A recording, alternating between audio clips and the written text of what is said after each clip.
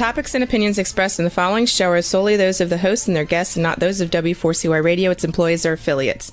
We make no recommendations or endorsements for radio show programs, services, or products mentioned on air or on our web. No liability, explicit or implied, shall be extended to W4CY Radio or its employees or affiliates. Any questions or comments should be directed to those show hosts. Thank you for choosing W4CY Radio.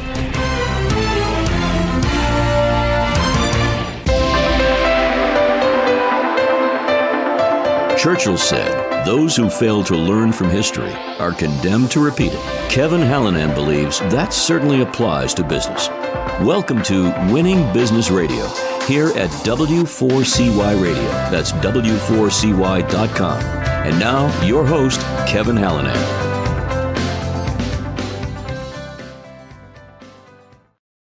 Welcome back, and thanks for joining in today. Once again, I am Kevin Hallinan, and this is Winning Business TV and Radio on W4CY.com. We're streaming live on Talk4TV.com in addition to Facebook, and that's at Winning Business Radio. And of course, we're available in podcast after the live show on tons of outlets, including YouTube, iHeartRadio, Spotify, Apple, pretty much wherever you listen to your favorite podcasts. You can get a sense of that list at winningbusinessradio.com. The mission of the show, as regular listeners know, is to offer insights and advice to help people avoid the mistakes of others, right? To learn best practices. Those are the how-tos, the what-tos, the what-not-tos. And I always say to be challenged and hopefully to be inspired by the successes of others. But, you know, virtually every successful person I've ever had a chance to talk to has had some form of failure in their lives and careers. So while we all have to get our knees skinned once in a while, I keep saying I'm driven to keep those scrapes from needing major surgery. Let's endeavor to learn from history so we don't repeat it. Today, my guest is Steve Pike. He's founder of Next Wave Community, veteran church planter, and author of Discovering the 21st Century Church, as well as the soon-to-be-released Next Wave Understanding the 21st Century Church. Here's his bio. Steve Pike serves as the catalyst for the Next Wave virtual community, an online community of church leaders committed to being with Jesus on his mission in the challenging 21st century context. He's also the president and founder of Urban Islands Project, a national collaborative organization dedicated to increasing the presence of the church in the core of America's urbanized communities.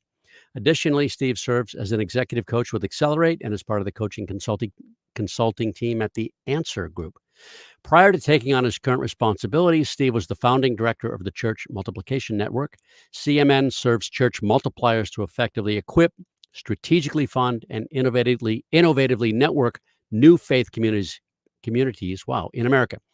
Since its formation in 2008, CMN has assisted with the starting of over 4,500 new congregations in every region of the U.S. Steve is the author of the soon-to-be-released book, The Reimagined Church, which is a follow-up to the bestseller Next Wave, Discovering the 21st Century Church, and author of Total Fitness for Your Church, and co-author with Dr. Tom Nebel, hope I said that correctly, Tom, of Leading Church Multiplication. Steve's passion for church multiplication began in 1989 when he and his wife Cherry pioneered a new church that became the catalyst of a church planting movement in the state of Utah that continues to this day. The Pikes make their home in Denver, Colorado. They're blessed to be the parents of Lindsay and Jeremy and the grandparents of Miles, Cohen, Wesley, James, and Amelia. When he's not working with church and nonprofit leaders, Steve enjoys outdoor adventures with his family in the grandeur of his home state of Colorado. Steve, welcome to Winning Business Radio and TV. Appreciate you being here. Thanks, Kevin. It's great to be with you today. I hope I pronounced everything correctly. Yeah, you were close enough. Nebel is how you say Tom's name. Nebel. Okay. Sorry, Tom. Yeah. Thank you. I'll get it right next time.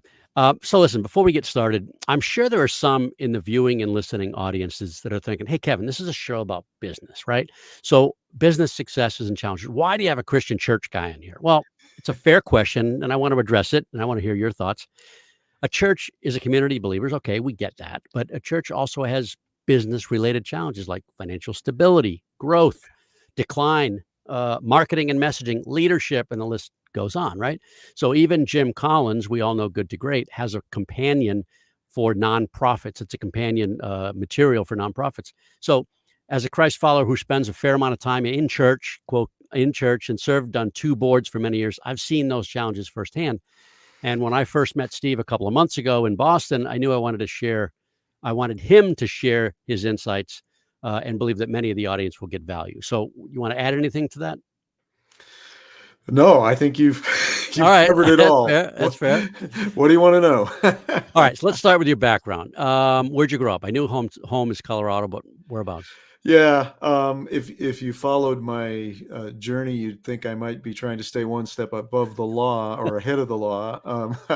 I was born in the state of Washington, kind of grew up in Oregon, Ah, went to high school in Ohio, got married and moved to Florida. I lived in Jersey. I lived in Utah. I lived in outside of Chicago.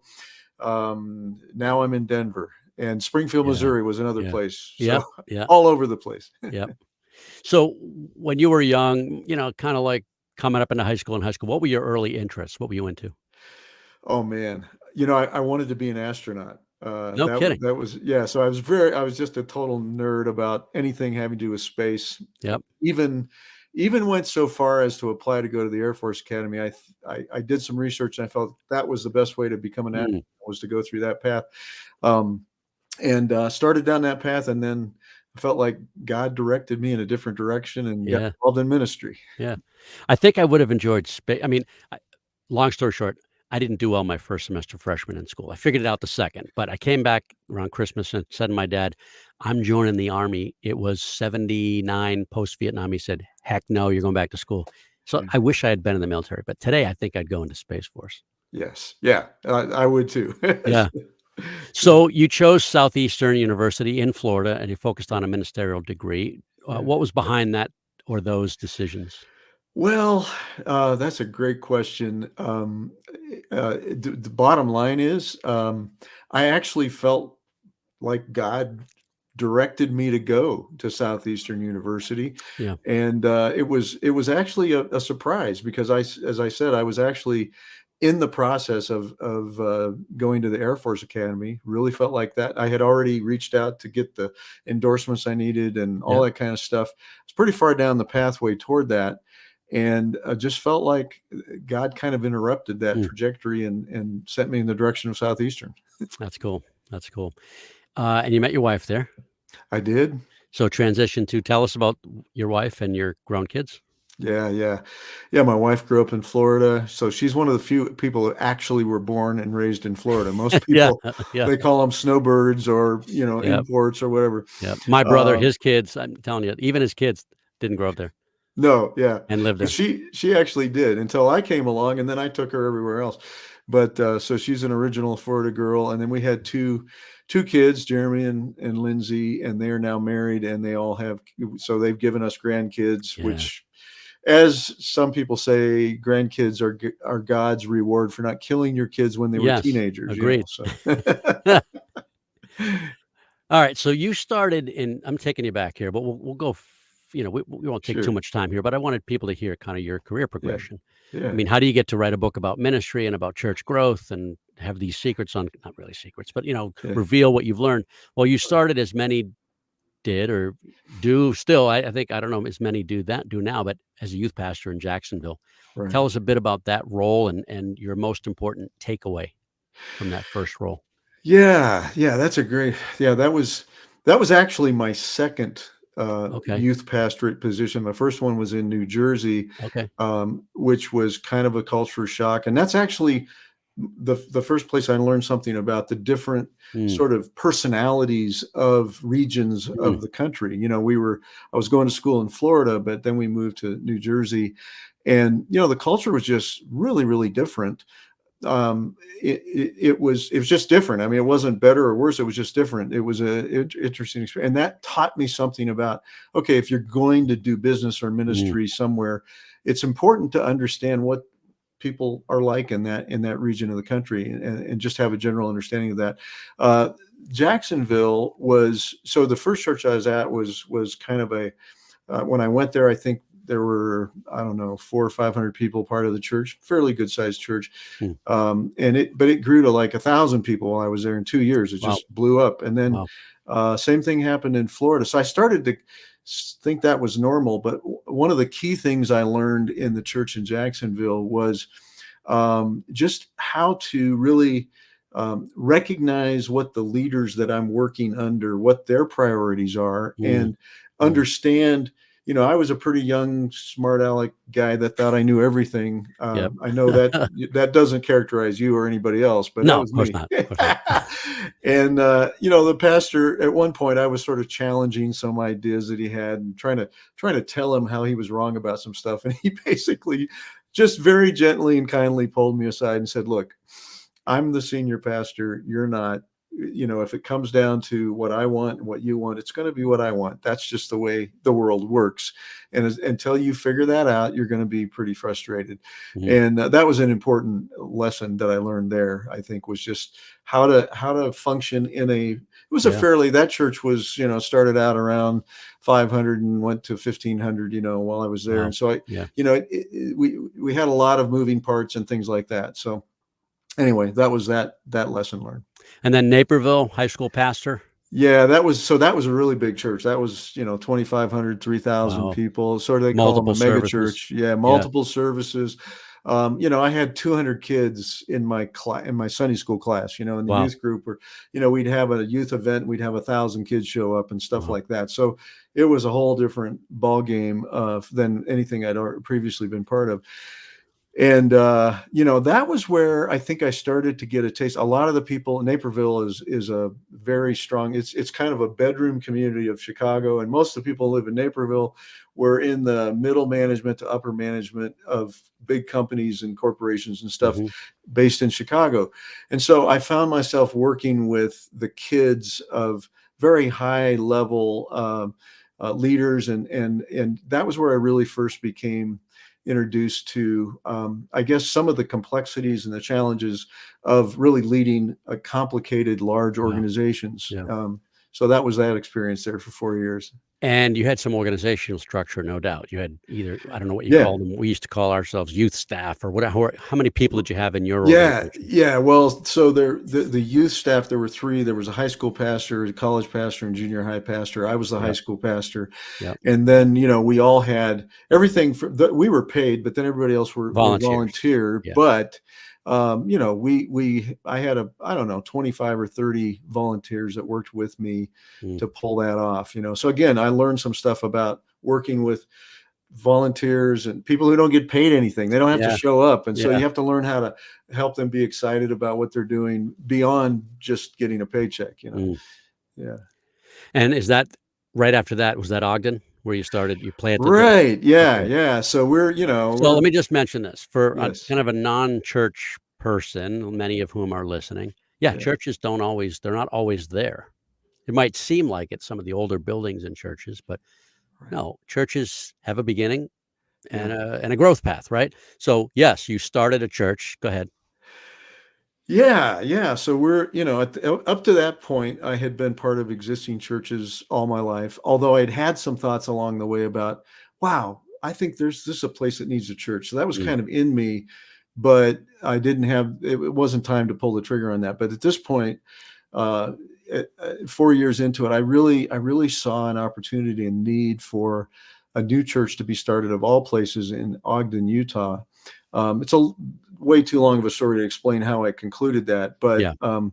yeah, you're right. I mean, every church actually at some point had a beginning. I mean, they don't just always exist. And Mhm. I think sometimes people do see these old buildings with moss Right. grown on them and stuff, and Right. we think, well, that's just always been here. But at some Right. point, even the old buildings with moss were an idea in somebody's head, or a sense of calling. Mm. A pastor would say a sense of calling. Excuse me. And so we had this sense of calling to go start a church in Utah and help people there follow Jesus. And yeah, so we moved there. It was in church planning world, we call it a parachute drop. We just, parachuted out of the plane, metaphorically speaking. We had Yeah. no visible means of support, except for we did raise some support from some churches and individuals who said, man, we think that this is something that is a good thing. We want to help you do that. And so we got some kind of monthly support to give us, to be able to put food on the table and, have a house over our head, or a roof over our head and stuff like that in the startup phase until the congregation formed. And so, yeah, it was off to the races, my first church planning experience. Well, I have more questions about Ogden. But it's time for our first break. We're going to be back in just about a minute, Steve. Everybody else, we'll be back with Steve Pike in about 60 seconds. You're listening to Winning Business Radio with Kevin Hallinan on W4CY Radio. That's W4CY.com. Don't go away. More helpful information is coming right up, right here on Winning Business Radio. Have you ever dreamt of being on the radio? Well, now is your chance. Be a radio show guest on the #1 ranked internet radio station and promote you and your business for free. Yes, you heard it, free. Business advertising right here on W4CY.com. Call 561-506-4031 now to get booked on one of our shows. That's 561-506-4031. Get your free advertising now. And now back to Winning Business Radio with Kevin Hallinan, presenting exciting topics and expert guests with one goal in mind, to help you succeed in business. Here once again is Kevin Hallinan.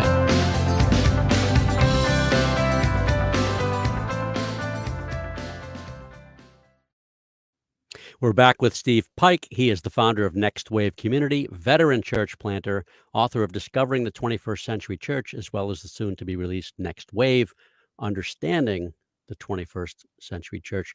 So, the Northeast, to me, the Northeast has, Catholic churches everywhere, some Baptist, right, mostly Catholic churches. So for someone planting a church in the Northeast, most of the people you're reaching out to are Catholic, right? Right. Just their tradition.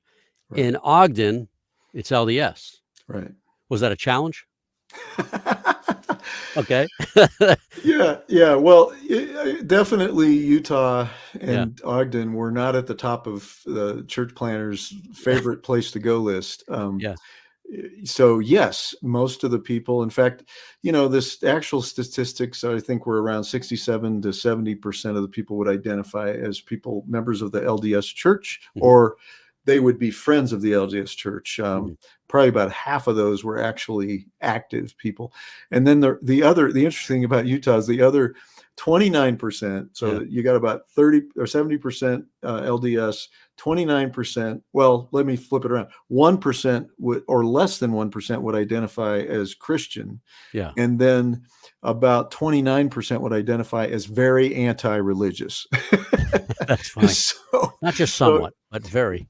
We felt kind of like the story about the shoe salesman who arrives at a place, and there's two of them. They go to the same place, and one writes back after a week and he goes, "Man, I cannot sell any shoes here because nobody wears shoes." I love this. The other guy writes back and says, "This is awesome. I can sell shoes to everyone because nobody wears shoes." So, we decided to have the attitude of the second guy and say, okay, nobody's really interested in the church here, but there's people that are here that are people who they don't know it yet, but they would like to have a relationship with Jesus, and we want to help them find Jesus. So that was kind of our attitude. And incredibly enough, we saw that happen. We saw hundreds and hundreds of people become followers of Jesus over the years. And we helped start 5 other churches in Utah during that same decade. Wow. And that's where I kind of got bit with the church planting and church multiplication bug. And what years were those? That would have been the 90s, from basically the beginning of 1990 to the beginning of 2000. It was 10 years. Yeah. So that seems to me to be pre kind of church planting, pre-ARC, PMN, all that. Right. Yeah, there was towards the end of the 90s, that's when some of the more intentional things began to happen. There was actually a thing called the Church Multiplication Institute, I think was what it was called at the time. And a guy named Bob Logan created the Church Planters Toolkit. But that was all that stuff was created after we'd already started the church, So we just had to pray a lot and figure it out. And that's incredible. Again, by God's grace, we did. Yeah. Yeah. All right. So then, if I'm following the timeline, you took a denominational or regional district level leadership role, church director of church planting and development in Colorado. Tell us about Right. that role. Yeah, yeah. So the way that the denomination was organized was Colorado and Utah were one region called the Rocky Mountain. At that time, it was called the Rocky Mountain District. Now we call it Mhm. the Rocky Mountain Network, Yep. whatever, Yep. just different, cooler names. But yeah, so I went. I'd lived in Ogden for 10 years, and then was approached by the district, and they said, "We'd like you to do for the whole district what you've been doing in Utah." Mm. And so we felt like that was the right thing for us to do. So yeah, we moved to Colorado Springs and worked from there and helped start churches throughout not just Utah but also Colorado. And that again, what's happening for me as I make these different changes was, I mean, my goodness, Utah culture was dramatically different from the culture of Naperville that I came from, and then going to Colorado, you've got people on the plains that are ranchers and farmers and stuff. Then you have the Front Range, which is where Denver, and it's pretty urban, and all the problems of large cities you're going to find in Denver and some Mhm. of the large cities along the Front Range. Then you have the mountain communities, the resort communities, but then they call it the West Slope, like Rifle and Grand Junction. Everybody's got gun racks in the back of their pickups, and they're farmers and ranchers, and it's the Old West. And then you get to Utah, which is its own personal thing. So we had to, every time somebody said, "Hey, I want to plant a church," I had to think, okay, where do you feel like you're supposed to be going, and help them navigate the mega or the local cultural difference Mm. that they were going to experience, because planting a church in Denver is not the same as Yuma, which is way out on the Eastern Plains, and it's not the same as Vail or Mm. Grand Junction or Salt Lake City. So every place is a little different. So you can't just do the same thing every place and expect the same kind of results. Yeah. Yeah. That sounds familiar, in fact. Yeah. Then you moved into a national denominational leadership role. Actually, Right. three roles, as I saw it, I think. So, administrator, U.S. missions, Yeah. director of church planting and development, and then founding director of Church Multiplication Network. Correct? Tell us about Yeah. those organizations Well, or this is roles. where, Roles. yeah, this is where I had to learn how to navigate big organizations. This was a Mm. very complicated, large organization. The Yep. the national office for this denomination had over 1,000 employees in that one building in Springfield, Missouri. So, Hmm. and we served almost 13,000 churches, 3 million constituents just in the United States. But then the American church also served as kind of the lead church for the entire world. And this denomination had something at that time, I think about 60-70 million people worldwide, about 250,000 churches. So it's a really big, complicated, multi-layered organization. And I found myself so sort of yanked out of being in a small version of that to just being all of a sudden, man, I've got all these. The language we used was publics. We have all these different publics we have to Yep. communicate with. Yep. Yep. Constituents, publics. Yeah. Yeah, and yes, but they're like, they're different layers of leaders, different responsibilities. We had to interact with all of them, and it was in the middle of all that milieu that I had to kind of figure out.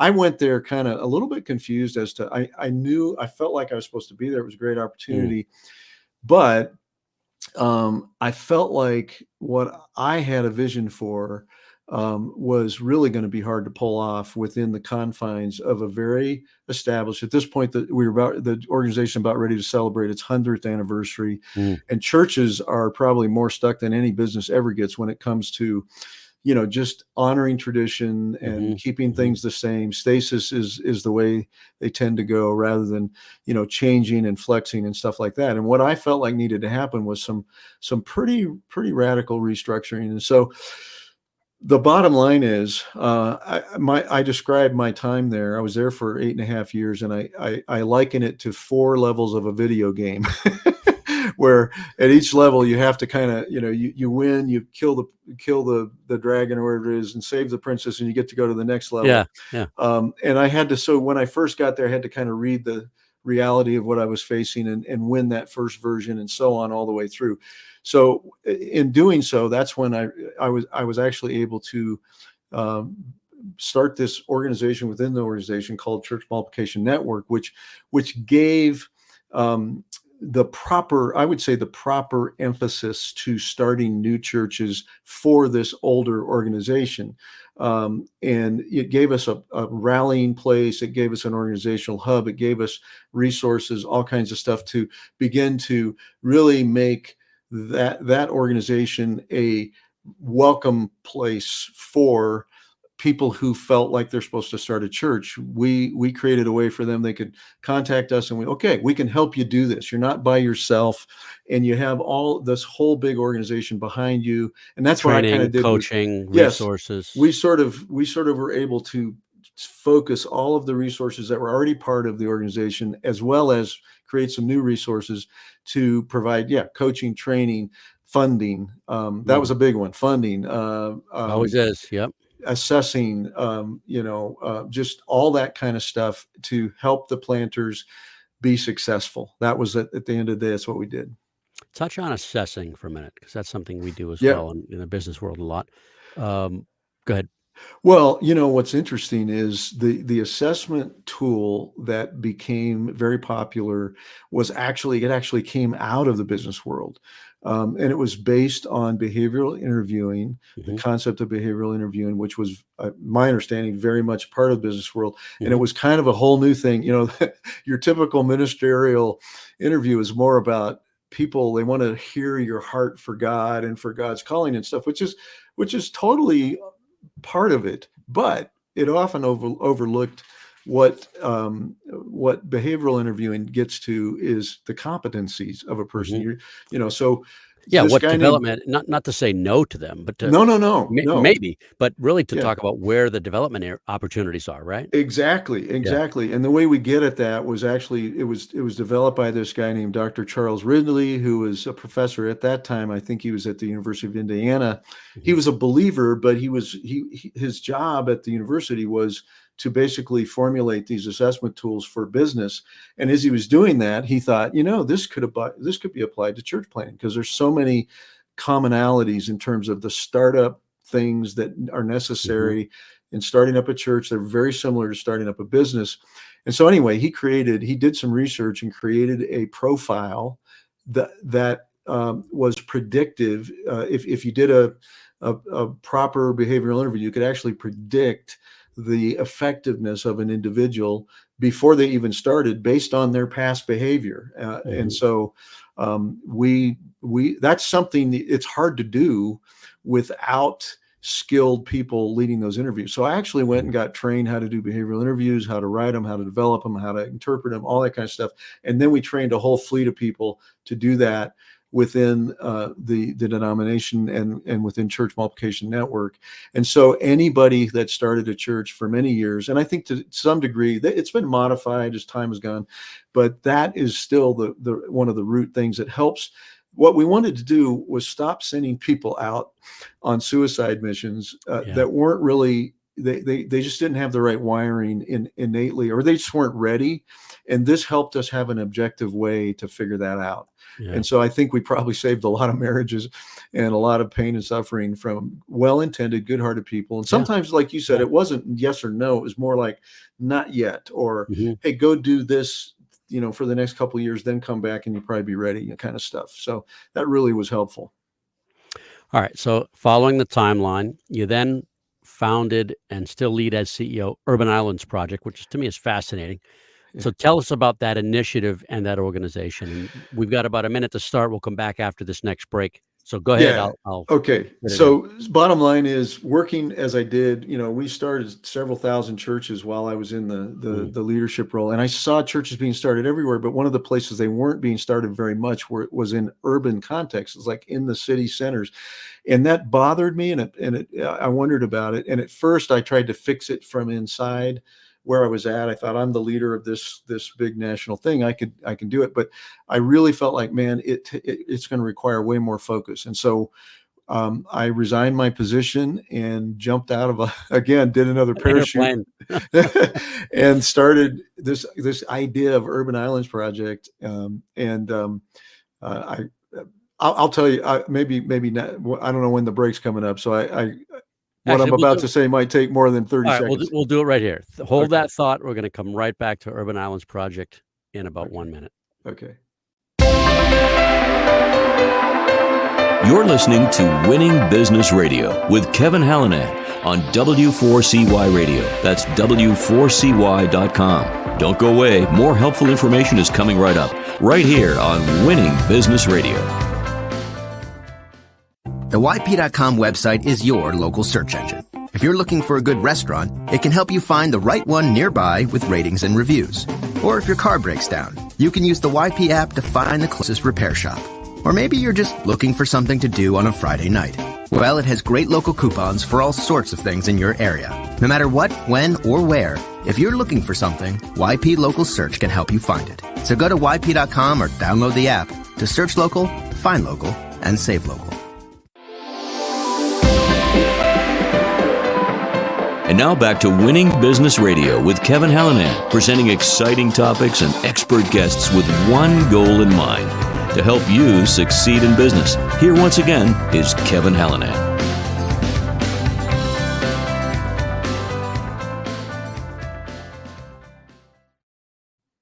We're back with Steve Pike, who in the timeline we're discussing, CEO of Urban Islands Project. Go ahead. Yeah, so Urban Islands Project was born out of, like, the first thing I did as I was in transition out of this national office. I did enough research, and I'd been around cities enough to figure out cities are like 1,000 islands smashed together. Mm-hmm. And so you take all this stuff I've learned about the different cultures of different places, and I realized in cities you can actually have, just from block to block even sometimes, really, really, really different cultural realities. And so that was one of the reasons I realized that churches weren't often started in cities, because you come in there and you're trying to serve a whole bunch of different kinds of people, instead of realizing, wait, everybody who lives in like this 10 block area kind of cares about this stuff. And if you go over on the other side of some street, they're going to care about a different set of things. And so, and the church needs to be aware of that. So anyway, that was sort of a theory to begin with, but I just thought Urban Islands, that's a pretty good name, pretty fun, so let's go with that. We called it that. We moved into Denver. We chose Denver for a bunch of different reasons, but anyway, we moved into the downtown, to the heart of Denver. I'm in the shadow of the skyscrapers they call it a first ring neighborhood right outside of the Central Business District. And we have all the stuff that you hear about. If you're not an urban person, you hear about, the gunshots and the drugs and the homeless and all this stuff. It's all right here. We live in the middle of that. Rich and poor live right next to together.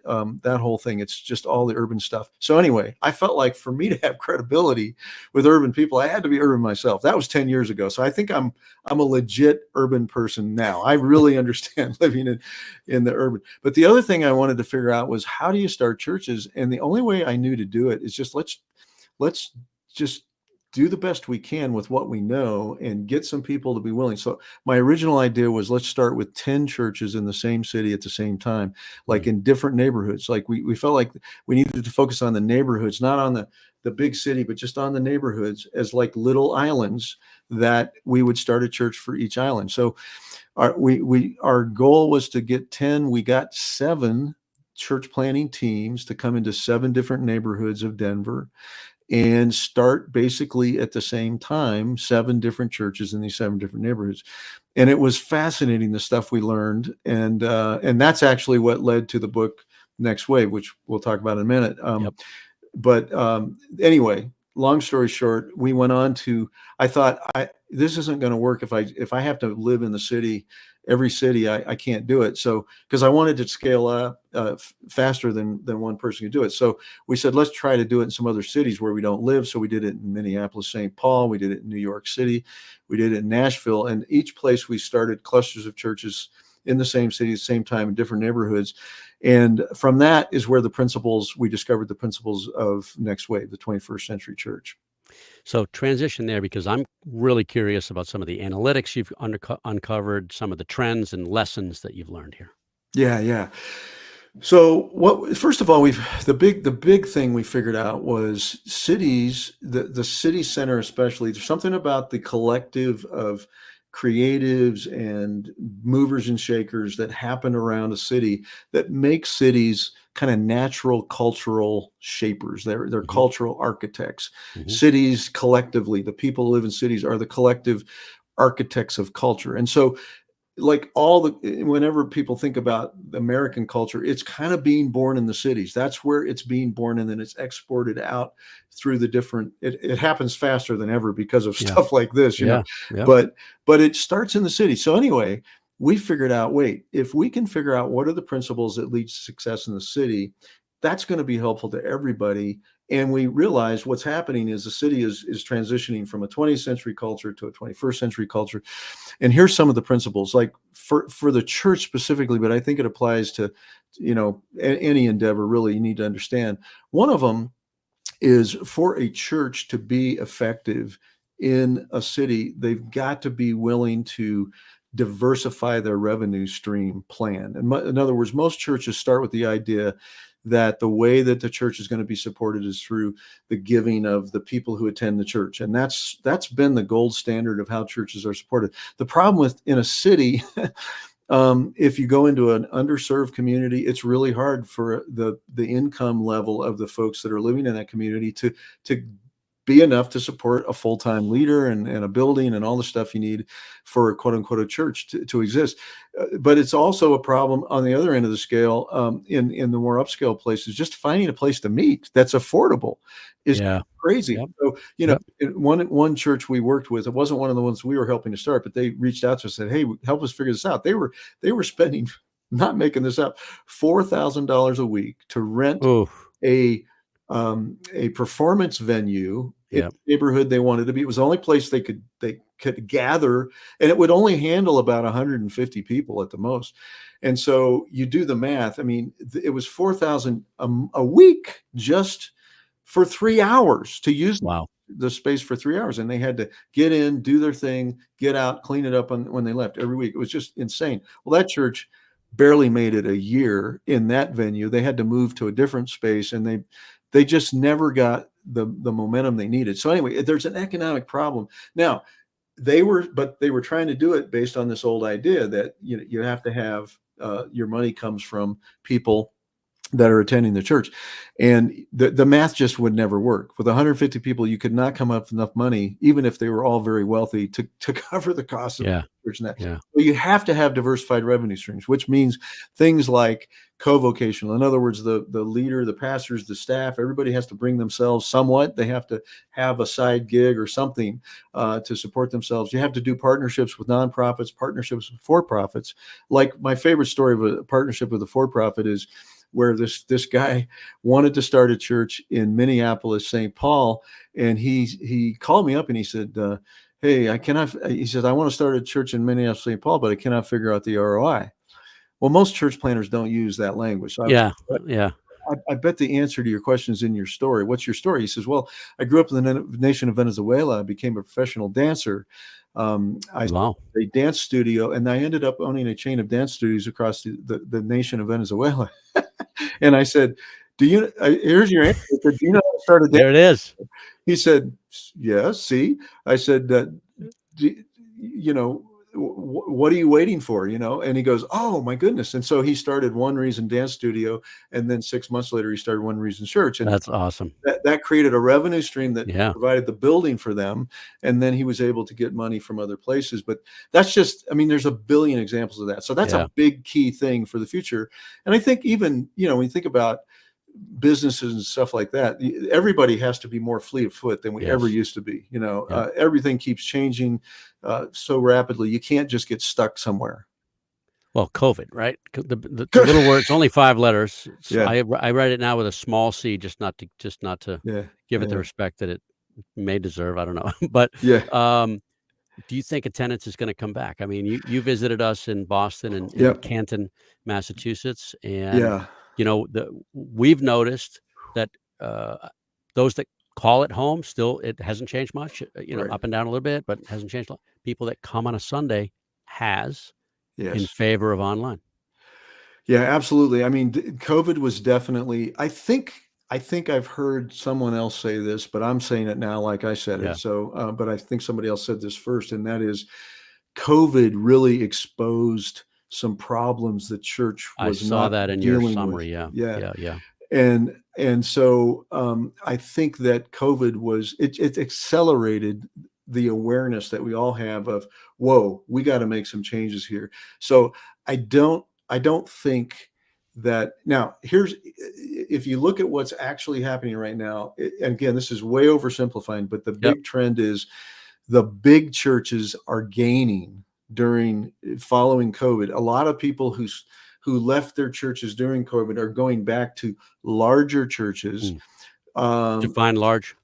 well, I mean, it depends on where you're at. Yeah, In Utah, yeah, large is 500. You know, and in Texas, large is 20,000. yeah, You know, yeah. Right, right. but anyway, the point is they're going to churches that can kind of provide the full uh, expectation of what they have as church goers. And Nursery, so, childcare, yeah, all that education. stuff. Yeah, And so, and so in that sense, you know, people are becoming more consumeristic maybe than ever before. You know, they got kicked out. They don't want to. They're so, but then at the other end of the spectrum, what's interesting is, so you have the bigger churches are getting bigger, but there's more smaller churches popping up all over the place, because what's happened is there's been a wave of, you call them what you want, non-traditional, unconventional kinds of church, like, well, the dance church is right, the example I gave you just right. now. But there's coffee house churches, there's dinner churches, there's micro churches, there's networks of churches like the Tampa Underground and the KC Underground that are meeting in people's homes and stuff like that. And so in some ways you've got both the churches kind of going in two different directions. One is really more like performance oriented, and the quality is what people are looking for. The other one is more experience oriented, incarnational oriented. I think both are right, both are fine, but what's happening is the churches in the middle are struggling. The churches, the middle size, say 200 to 500, Right. that used to be sort of the bread and butter of the church. It's becoming less so. People are leaving those churches because they're not quite good enough for the consumers, and they're too churchy for the people who long for something more organic and incarnational and stuff like that. And so there's a Interesting. struggle. So those churches are where people are not coming back to, is those middle ground churches. Is, again, way oversimplification, but that's kind of the big picture right now. Tough question. Not sure you can answer. Do your best. What advice would you have for that middle church team? Oh, I think the answer for them is, I would say if they're on the cusp of being a church that can really be kind of a regional church that's going to attract people from all over, then figure out Yeah. it takes to get over that hump. But for most churches in that range, I would encourage them to pivot to more of a strategy of, how can we start more I call them artesian churches. I call them, like, how can we find leaders within our congregation that have an itch about something? Again, maybe it's the guy, Yeah. Yeah. that always has wanted to have a coffee shop or something. Okay, well, let's go out and do the research. What's it going to take? Is there a need for a coffee shop? And then start a coffee shop and a church and resource that. So I just think the churches in the middle are going to have to go one direction or the other. And so my advice would be, figure out which way makes the most sense for you. And honestly, the great thing about the more organic, incarnational forms of church is there's less financial risk in that direction. You know, to go to the big, Yeah. you're going to have to, it's almost like, starting a big company or something. You've got to come up with lots of capital, and everything's got to be just right. That the margin for error is very, very small in that approach. Whereas starting experiments in the other direction, which is actually, this is what the Reimagined Church is about. The book that we're just writing is helping churches think about, how do we reimagine ourselves and start these little spin-off things, and yet they're connected. They're not just out there completely isolated, but they're connected. I think that's where things are going to trend, and that's where things are going to go. So we've got about 5 minutes. I want to touch on the 12 shifts necessary for, you say, for every 21st century church leader. And I'm going to touch on a few. Feel free to jump in and mention one I may not. Reimagine discipleship. I got it. I was really taken by that one. Yeah. So people, when they think of discipleship, they think about helping people who are already following Jesus follow him better. Grow in Jesus, grow in their faith, that kind of stuff. That's become the definition of discipleship. But if you look at the biblical picture of disciple making, Jesus went out and he said to these guys fishing, he said, I want you guys to follow me. Just come with me.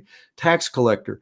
Those guys were not well thought of because they were actually, colluding with the Romans to rip off their fellow Jewish family and friends, so they were not thought. He invited him to come. And so there's a question I like to ask people is, when did the disciples become Christians? And, most people go, that's it. Yeah. And the answer is, it's hard to tell because there isn't a place in the story in any of the Gospels where it clearly says, and at this point they prayed the sinner's prayer, or whatever you want to call it. Yeah. And so the reality is making disciples starts with you interacting with somebody who's not yet following Jesus and helping them move toward Jesus. And that's what reimagining discipleship is about, is thinking about it. I call it broadband disciple making, helping people move toward Jesus, helping people grow with Jesus. We're called to do both of those. And that means we can make disciples of everybody in our life somehow, some shape. All right. What about rethinking team building? Yeah. So one of the challenges, again, this is in the context of starting new churches. Typically, what the 20th century church plant was, let's get a really excellent worship leader and a really excellent youth pastor. So they would build a team out of position players who were like experts in different things that the proclamational church needed, the traditional church needed to be attractive to people. Well, what we're suggesting is, if the disciple making, Jesus actually never said to make or to start churches. He said to make disciples. So if disciples is what we're called to do, then what you actually want to start a church with is people who are just, as they do life, they're making disciples of people around them. And so that's the rethinking team building. Instead of going out and finding the best position players, you go out and find people who are disciple makers as they do life, and invite them onto your team so that community of disciples can grow. So really relational in their heart. Absolutely. Right? Yeah. So, and that's the contrast, because a lot of times, like, the worship leaders holed up somewhere, singing songs to themselves. In the green room. but you want people who are out there, connecting. Yep. All right. Last one we have time for. We talked about this just slightly, but refresh the metrics. Yeah. So the big thing, most churches, when people say, hey, how's it going? Oh, good. In fact, I've been saying this all day. We ran this many, we ran 200, 500, 1,000, 2,000, whatever. We identify the church by how many people show up on Sunday to hear the pastor preach. I mean, I'm oversimplifying it. And that's the metric you use. Well, the problem with that metric is it's almost, I compare that to you being in a car. It's going 80 miles an hour because the only two gauges that you can see are how fast are we going and how much gas is in the tank. The speedometer says we're going 80. The gas tank says it's full. Sounds like everything's great. But the rest of the story is you're going downhill, you have no brakes, and you're headed for a cliff. Okay. Those two gauges are not giving you all the information you need to know if that car is healthy or not. The engine fell out, you're going 80 miles an hour, but it has no engine. So my point is, just saying, well, we have 2,000 people doesn't mean it's a healthy church. Yeah. So we have to have other metrics. And so some of those would be what we just talked about, like how many disciples are being made is one question. We actually had one of our churches here in Denver. They started measuring their effectiveness by how many keys to their neighbors' homes they had, because the neighbors had given them their key because they trusted them. Yes. Yeah. And that was actually a tangible expression of trust. And they said, we want that to be how we're known in this community, in this neighborhood. So that's an example of a different kind of metric. There is so much more. I wish we had time. It's been really awesome having you here, Steve. Thank you so much. I know you're really busy. I appreciate your time. Thanks, Kevin. This has been an honor. Juan, if you'd put on the crawl one more time, hope people can reach out. The new type book comes out when? That's a good question. Imminently. It'll probably be within. They haven't given us a date yet, but it's going to be out in the next couple of months here. Cool. And they can purchase the older books, or I hate to say the older books, the first books at nextwave.community. Yeah, nextwave.community. Or you can go to Amazon and all that. Yeah. Okay. It's available there. Excellent. Thank you so much. It's been awesome. Thank you. You're welcome. And thanks everybody for watching and for listening. This is a show about business and business challenges, a little different spin today, but hope you see the parallels. If you've got concerns about the growth of your company, feel free to reach out to me on Facebook or LinkedIn at Winning Business Radio, or you can drop me a note. One of my many email addresses is kevin@winningbusinessradio.com. Our company is Winning Incorporated. We're part of Sandler Training. We develop sales teams into high achievers and sales leaders into true coaches and mentors. Listen, we're not right for everybody, but hey, maybe we should have a conversation. Thank you to producer and engineer Juan. Appreciate you, Juan, for another job well done. Be sure to join us next week. That's Monday, July 15th. We're going to do it all over again. Until then, this is Kevin Hallinan. Thank you. You've been listening to Winning Business Radio with your host, Kevin Hallinan. If you missed any part of this episode, the podcast is available on Talk4 Podcasting and iHeartRadio. For more information and questions, go to winningbusinessradio.com or check us out on social media. Tune in again next week and every Monday at 4 p.m. Eastern Time to listen live to Winning Business Radio on W4CY Radio, W4CY.com. Until then, let's succeed where others have failed and win in business with Kevin Hallinan and Winning Business Radio.